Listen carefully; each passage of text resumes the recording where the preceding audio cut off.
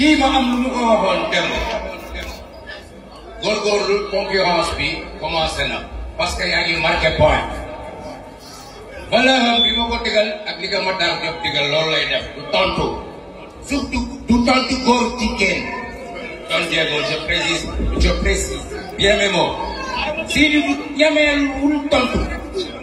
parce que du devoir am entourage am baax na il a des conseils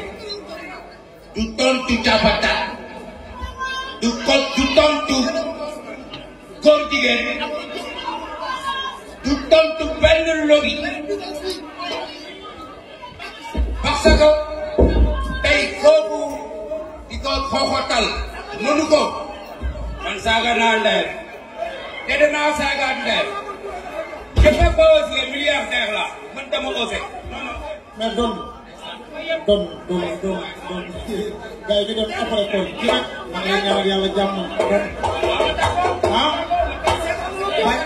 bay ma tàggoog yow waaw